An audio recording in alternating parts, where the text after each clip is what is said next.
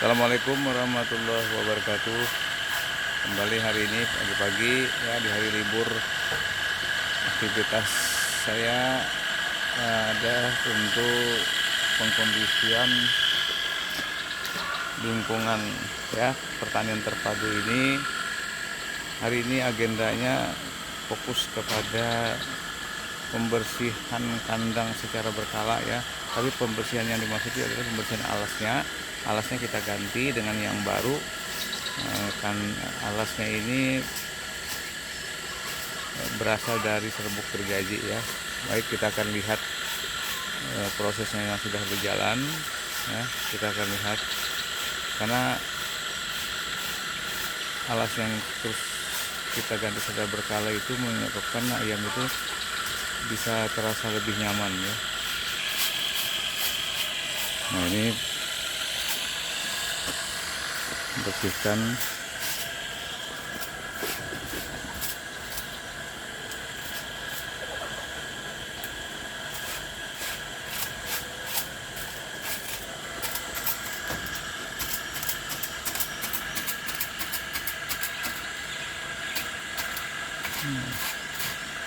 itu debu-debu yang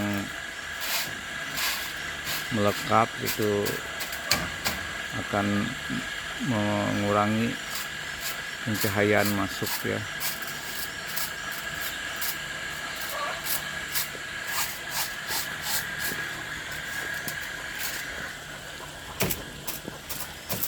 Nah, ini kita lihat ada tumpukan-tumpukan karung di sini. Ini sebenarnya adalah hasil buangan kotoran tadi yang bercampur serbuk gergaji. Ini kawan-kawan ya, teman-teman pemirsa, dimanfaatkan.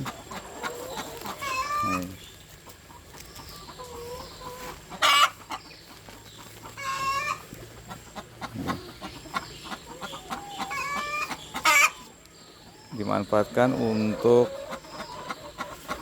pupuk ya, pupuk organik yang saya gunakan untuk keperluan sendiri juga ya, untuk tanaman-tanaman sekitar ini. Nah, kita lihat kebunnya sudah penuh dengan tanaman-tanaman yang bisa dimakan ya. Ya, seperti video terdahulu sudah saya informasikan macam-macam tanamannya. Ini kalau yang kita lihat ini adalah pohon durian. Nah, bagian depan ini juga ada tumpukan karung yang berisi kotoran ayam petelur yang bercampur serbuk gergaji. Hari ini udara agak mendung ya, sepertinya mau hujan lagi.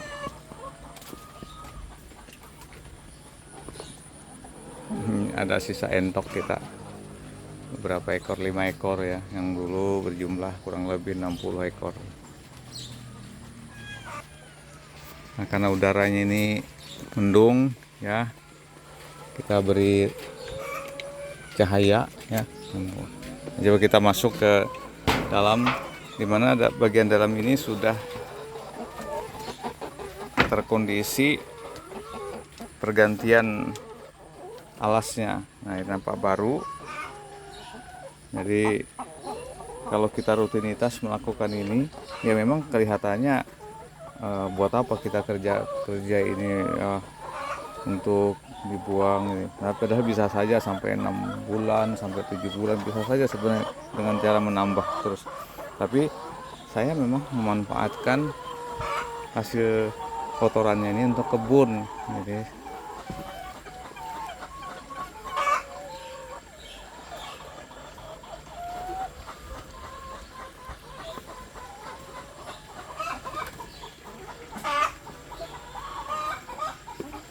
biasanya ayam ini saya sebar ya, keluar ya, diumbar secara penuh, tapi karena cuaca di luar kurang baik, jadi dia diumbar di dalam kandangnya sendiri. Usianya sekarang ini sudah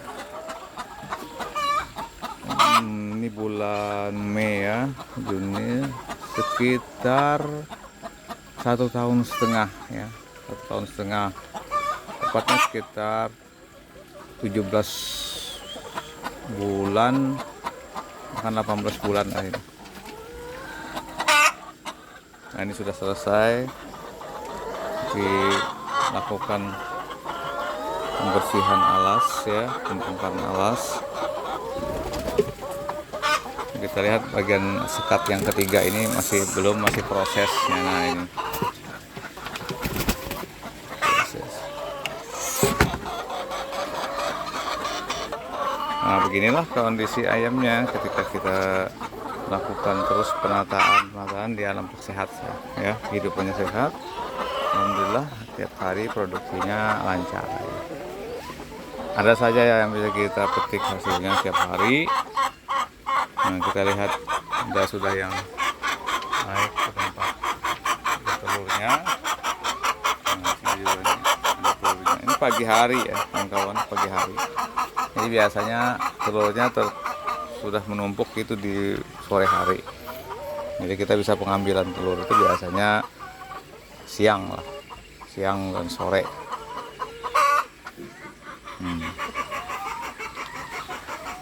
Pagi hari ada lagi ayam.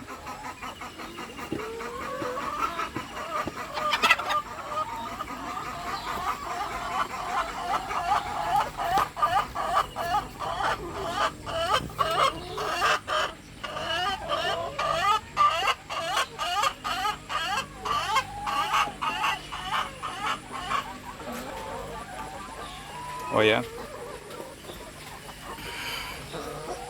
aktivitas yang saya lakukan dalam kegiatan pembersihan alas kandang ini biasanya sekitar 3 bulan sekali ya. Saya juga sampai 6 bulan ya.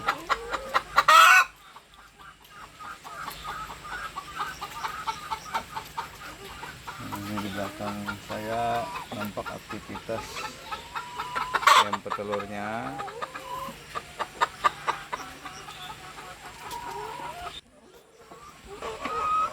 Kita lihat aktivitas ayam petelurnya ini begitu lincah ya, karena dia merasa nyaman. Bau di kandang ini ya karena amoniak yang cukup tinggi kadang-kadang mengganggu kehidupannya.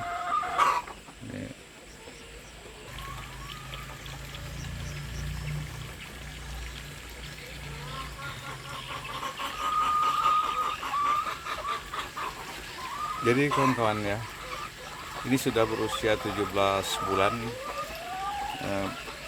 Ayamnya ini bersisa sekitar 160 ekor.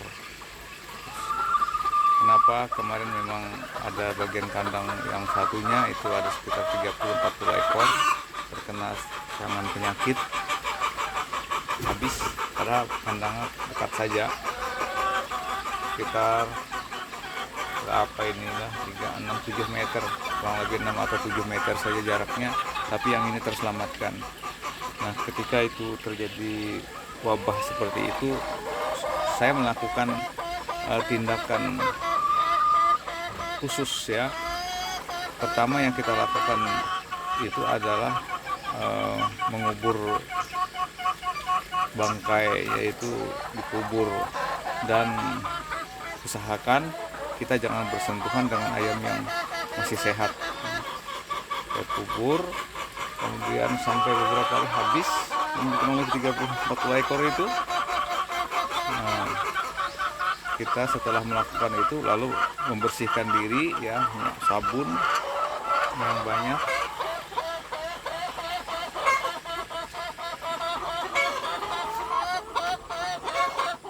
lalu tempat-tempat pakannya pun tidak saya gunakan untuk di ayam yang masih sehat ya, sehat di kandang yang satunya. Bahkan sampai sekarang pun saya belum pernah menggunakan bekas minumnya itu ya, belum pernah saya gunakan. Alhamdulillah yang ini selamat ya, kurang lebih 2 bulan ya, bulan puasa kemarin yang kejadiannya itu, walaupun ada laporan tetangga ya, orang yang punya ayam petelur juga ada habis semua. Nah, saya bersyukurnya dengan kondisi ini bisa terselamatkan ya. Nah, sekarang alhamdulillah bisa bertelur rutinitas seperti biasanya.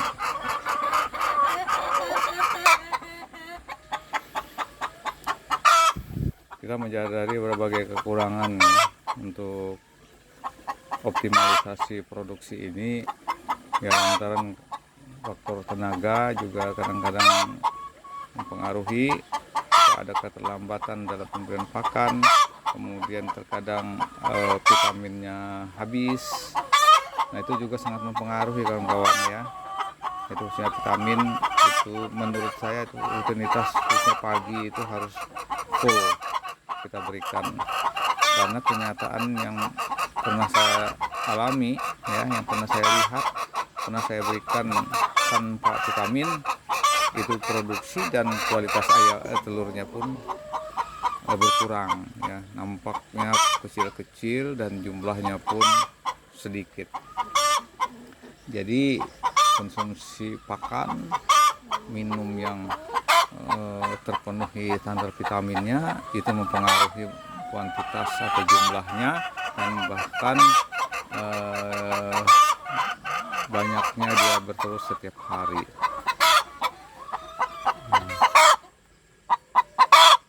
Ayam ini bertelur seperti ayam kampung biasa ya, seperti ini dia masuk ke tempat dia bertelur ini.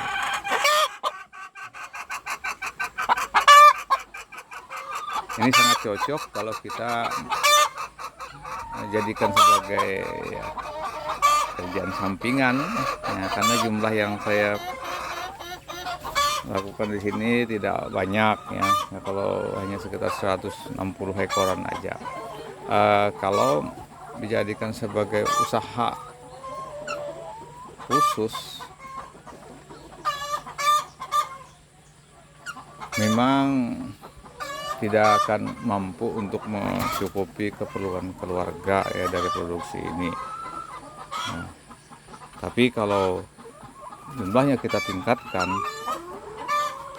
sekitar 400, 500 bahkan sampai 1000 ekor, nah itu baru akan terasa bila dia produksinya optimal, bisa dapat sebagai kerja utama ya. Kenapa saya katakan sebagai kerja utama? Karena dalam jumlah 500 bahkan 1000 ekor itu bisa mendatangkan keuntungan per hari sekitar 150.000 bersihnya itu ya, sampai 150-300.000 kalau dari 500 sampai 1000 ekor. Nah, saya ini kan kalau dilihat dari jumlah 160 ekor saja, itu katakanlah satu hari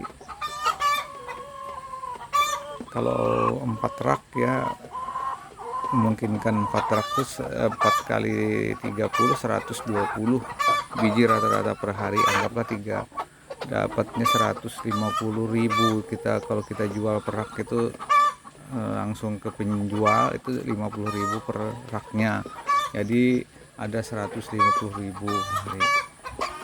Nah, rata-rata biayanya per hari ini kurang lebih 125.000 ya. Saya perhitungkan dengan jumlah ayam 150-160 ini 125.000 per harinya. Nah, sedangkan kita bisa jual 150.000. Nah, berarti ada 25.000 lah bisa kita ambil keuntungan. Ya, kalau kita jumlahkan hanya sekitar 25.000 kali 1 bulan, sekitar 750.000 keuntungan. Ini baru 150 ekor kawan-kawan. Nah, kalau kita 300 ekor kan tentunya bisa sampai 1,5 juta ya kan. Nah, kalau 300. Nah, kalau 600 berarti dapat sekitar 3 juta bersihnya. Itu sudah dipotong biaya operasional ya, operasional dan listrik ya, kemudian kita bisa memerlukan tenaga tambahan. Jadi kalau 600 ekor bersih 3 juta per bulan. Nah, kalau sampai 1000 ekor bisa meningkat cukup ya untuk jadikan pekerjaan utama. Kemudian bisa kita lakukan lagi sebenarnya untuk efisiensi ya. Karena saya sudah marah ke sana, efisiensinya di mana? Artinya pembuatan pakan alternatif. Sementara ini kan pakan yang saya gunakan itu pakan pabrikan. Nah, biayanya cukup mahal, cukup besar.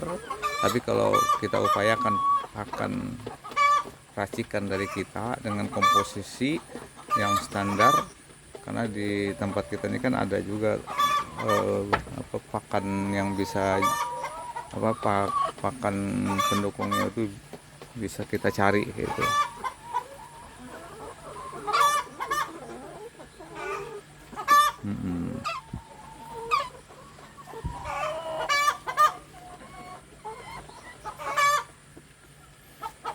Ya, mudah-mudahan kawan-kawan yang juga seprofesi ya, yang sama-sama bekerja seperti ini, kita saling memberikan informasi ya, karena ini sudah berkembang dari peliharaan saya ini kan dari kecil ya, dari DLC sampai bertelur.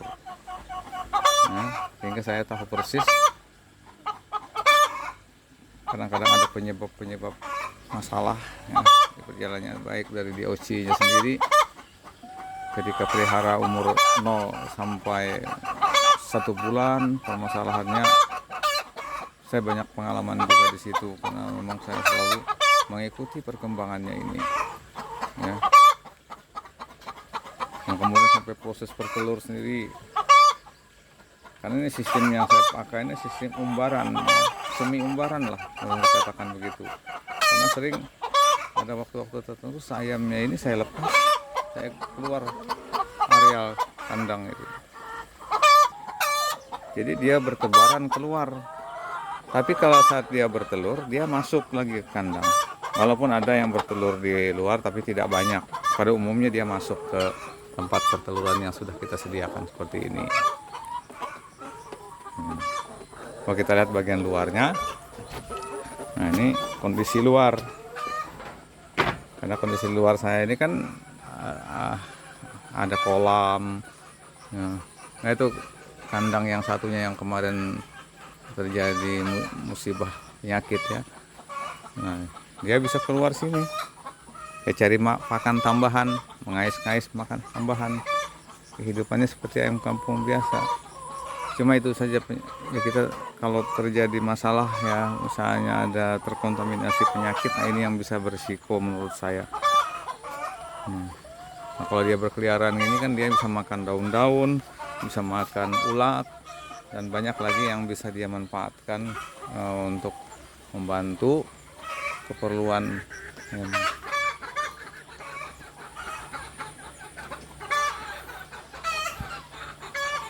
nah ini.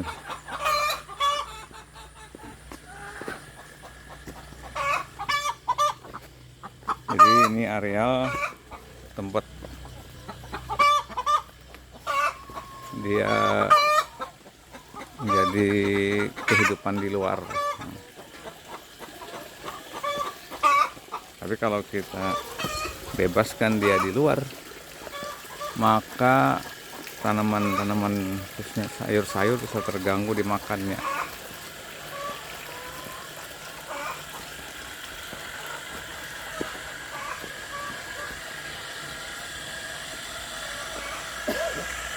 Nah, ini tempat dia berkeliaran. Nah, ini yang ada tertutup ini adalah pupuk kandang, itu semua saya ditutup supaya tidak bisa tanaman rumput-rumput hidup dulu. Nanti akan kita tanam sayuran di sekitar kolam ini.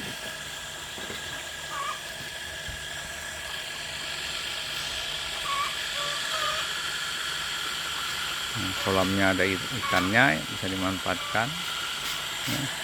Nah itu kebun-kebunnya. Oke teman-teman,